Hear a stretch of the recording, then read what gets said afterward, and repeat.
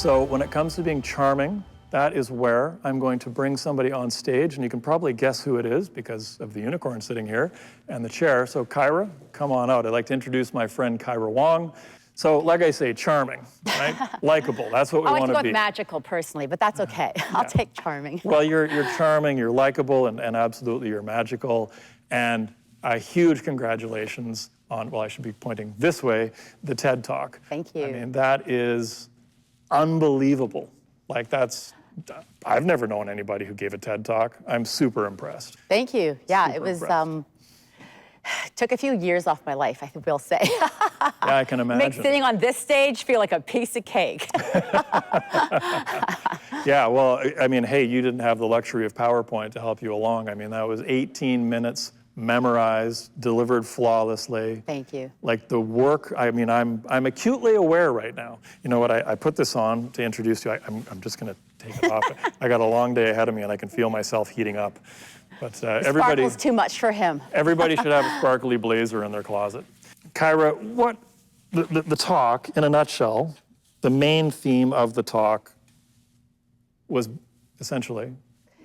I guess it's really just about believing in yourself, believing what's impossible, always being true to yourself, and choosing to be a unicorn in a field of horses. That's the line I love, right? Being a unicorn in a field of horses. I mean, horses are great. There's a lot of, I mean, horses win the Kentucky Derby. There's a lot of amazing horses, you know. A lot of us have been watching Yellowstone, so we're a little more into horses now than ever. But yeah, being the unicorn in the field of horses. And I know you talk about how we're all, to some extent, we're sort of programmed to be the horse. You know, and some of us deviate and become donkeys. You know, there is that option as well. But it's true. Donkeys exist. yeah. That's like, we won't talk about the donkeys. So horses, but yeah, we're programmed. I think I always remember my father saying, you know, the tallest blade of grass is the first one to get cut. So you don't want to stand out. You don't want to stand out. It was always an issue, but you don't look like you've bought into that program. Yeah, I mean, I think we come into this world so free, like dancing naked babies. We have no care in the world. We're just fully self-expressed. And then we have all this conditioning that's sort of placed on us, and we learn to be fearful. We learn to be, you know, go inward. And I think a lot of us can lose our true self along the way because of conditioning from parents, teachers, society at large, right? And I think living a free life and being true to yourself is the most powerful way of being, and will really bring you the most magical, happy life in the end. Well, I mean, I think, you know, we've all had our experiences. Certainly, you know, it makes me think of bullying a little bit as you were talking about with that. You know, junior high school, I certainly had some interesting moments getting chased down the hallway and all the rest of it. And you think that goes away, you know, when you grow up, but it doesn't. Like it's still there. There's still people who are trying to sort of ensure that you're less than. And I mean, the weirdest thing, I mean, I remember I had a gentleman, I don't have pink cufflinks on today, but I do have the pink shoelaces and the pink socks. And I had a grown-ass man giving me a hard time about having pink shoelaces in my shoes. Like, what are we, 13 years old? Like, I mean, okay, I know I'm making myself the taller blade of grass, but that's what we're gonna talk about here a lot today, being that tall blade. You have to stand out. You have to be more than a rate, right? You've got to be, as you say, your true self. Yeah, and everybody has something unique, and everyone has a special gift inside of them.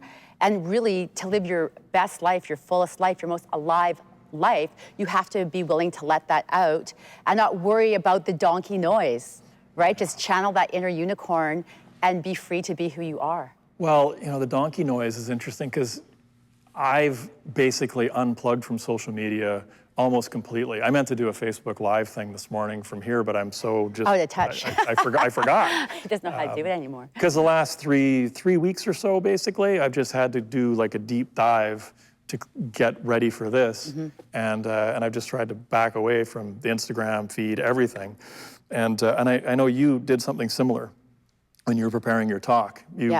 How long was that you were basically dark on social media? Well, I actually made a commitment to do it pretty much from the start of the year, even though I really only decided to do the talk in September. That's when I submitted my application, and, you know, but I had another goal too, which was to buy an investment property. And this has kind of been on my vision board for a while. And if you're going to buy an investment property, especially in a market like what we had last year, you have to be really focused and spend a lot of time researching the market, looking what's selling and how long is it selling in, all these different things. And I just realized if I really want to achieve some big goals in 2021, I have to cut out the distractions. Really, I do. There's not enough time to do everything because I'm also a wife, a mother, and la. So I really unplugged from social media. I felt guilty about it. I missed people's birthday. If I didn't wish you a happy birthday, I do love you. I'm sorry. But I just knew that I wasn't going to achieve my goals if I'm constantly allowing myself to be distracted, going down these rabbit holes on social media. Yeah. I mean, there's no question. I wonder often, like, how good is social media for my brain? The term I use all the time is mental real estate. We've only got so much mental real estate. What are you letting it get consumed with, right? Ultimately. When you mentioned you submitted for the talk in September, I remember you talking about the percentage of likelihood. I love that. Yeah, they said you had like 94% of people who apply for a TED Talk get rejected. And I actually thought I would be in the rejection pile because it was mandatory for me to have my unicorns on the stage. I've never seen unicorns on the stage in a TED Talk, but I just, trusted in the universe to work her magic. And if it was meant to be, it was meant to be. I felt my message was important and a lot of people needed to hear it. But I mean, Unity and Sparkle needed to be there with me. That's awesome. I mean, like a 1 in 20 shot.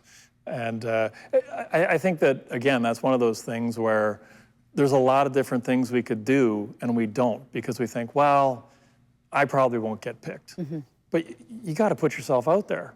It's all about that. It's all about that. I mean, even my career, doing all of this, being extra, it's all about putting yourself out there. And I always tell people I'm actually an introvert. People never believe that, but my true nature is an introvert. So for me to be this person today, I've had to overcome a lot internally to be here. Well, thank you for overcoming it and being here. Yeah. But doesn't it help that we basically have an audience of none? I mean, yeah, I guess so, right? It's you can't really tell though. The spotlight's so bright, so dark. There could be hundreds of people out there, and you can't even see them. but here we are. Like, if we actually just sort of slow down and pause for a second here, like, it's just you and I. Yeah. It's dead quiet. There's, like you say, it's a big empty cavernous space, a bit of an echo. Yes. It's just us. Yeah. But there's 571 people, maybe more actually. There were still people registering. Yeah. So there's almost 600 people watching. Yeah. Which is pretty.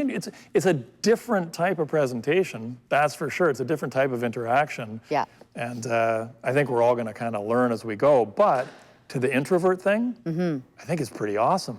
Yeah. Yeah, if I can do it, literally anybody can do it. True. I mean, you always hear people say that. Doesn't mean it's comfortable. Doesn't mean you're not going to sweat buckets, but anybody can do it if they're just willing to put themselves out there and go from horse to magical freaking unicorn. That's right. That's right. And where I think the value is, so if you're willing to put yourself out there, apply to do a TED Talk, and then actually do the TED Talk, we should be willing as mortgage brokers to put ourselves out there within our own communities to do a first-time homebuyer seminar, a realtor update, accountant's office conversation around documents required for financing, business for self. That's a great topic to cover with accountants in general. We should be willing to put ourselves out there to do those smaller Zoom meetings because we're going to have our own successes, and it's not going to be 19 rejections for every 20 times you try. Right? I mean, that's, as I say, a 94% rejection rate. To overcome that is remarkable. Yeah, and the more you do, the easier it becomes to do the next thing and the next thing and the next thing, right? It's like a little ladder. You just take one step, and then you take another step, and then you take another step. And then you just keep going, and it gets easier and easier the more you climb. Well, and I want to thank you personally because what I've realized is the pink shoelaces, the pink socks, the back of the vest, like This is probably a bit of a byproduct of becoming friends and hanging around with you because I swung the pendulum pretty aggressively. I went from blue collar, work boots, jeans, and a t-shirt, shaved once a week, for years. Like, that's who I was. I was a blue-collar automotive parts guy. I talked like a tow truck driver. I hope the tow truck driver might come out a little bit today. We'll see. But I had to move the pendulum so far because I needed to change everyone's perception of me. And so I suited up, right? I suited up. I was wearing a suit everywhere I went, every chance I got when I got into brokering, to basically broadcast, this is the new me. I'm doing something differently. But then Kyra, you know, with the unicorn shoes and the sparkly blazer and all the amazing sparkliness, you pushed the boundary so far. I remember one of the first times we met, you were dressed in a superhero outfit. Right? You're like, I do these things, yes. Yeah, like a full-on superhero outfit. And you set the bar so, I don't want to say set the bar, you push the boundaries. You push the boundaries out there, you expand them so that you give us all, I think, room to maneuver around a little bit more. Yeah, I hope so. I hope so. Like somebody who's thinking about wearing that extra bright shirt, that extra bright blazer, just popping a little bit more, standing out from the crowd. We all know we're never going to stand out as much as you. So with you standing out that much, it's like I got room to be me. And I think that's one of the coolest things about you and your image. Thank you. No, I appreciate that. And just something to remember for the people who make fun of you, for the people who attack you, for the people who will say you're wrong for doing that. Those are the most unfree people inside. So they're showing you their chains, not yours. And so you don't have to listen to them, and you definitely don't want to listen to them.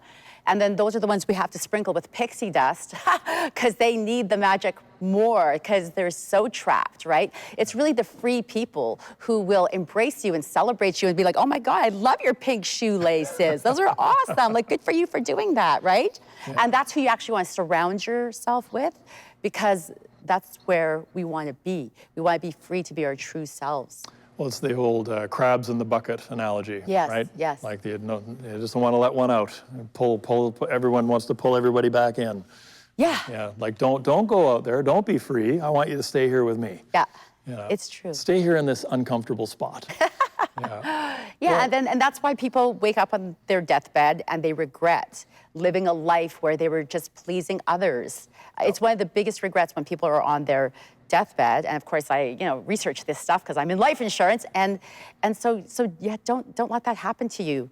Be free, be who you are, and the people who are meant for you will embrace you, will love you, will support you, and that's all that matters. And the ones that don't matter, and you don't need to seek their approval. It's not important. Well, and you just triggered a great thought for me. So every one of these segments that we do over the next couple of days, I want to try and give you an action item, a very specific action item. There's some of them, there's multiple action items. They're very apparent, they're very self-evident.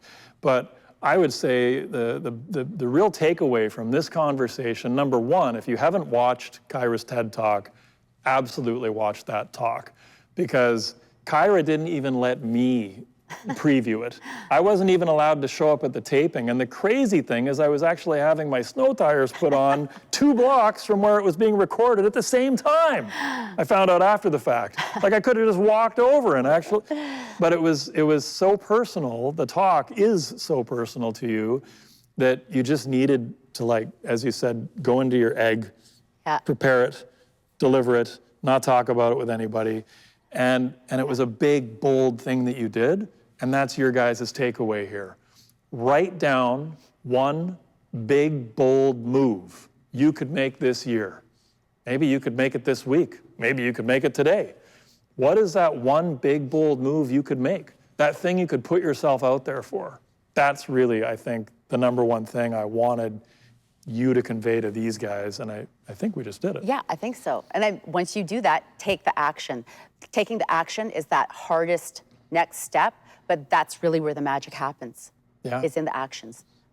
In the doing. I spent almost 3 years not doing this. Yeah. Knowing I could do this once a year, but I didn't. Yeah. And again, a little bit of back and forth on different topics, and boom, here we are. We are, yeah, amazing. So thank you for coming out first thing this morning and sharing a little bit of a conversation with us. And I would have loved to have had Kyra give the talk. That was the original game plan, but Ted owns that talk, so you got to click their link to watch that talk. Exactly, now. But again, I can't thank you enough.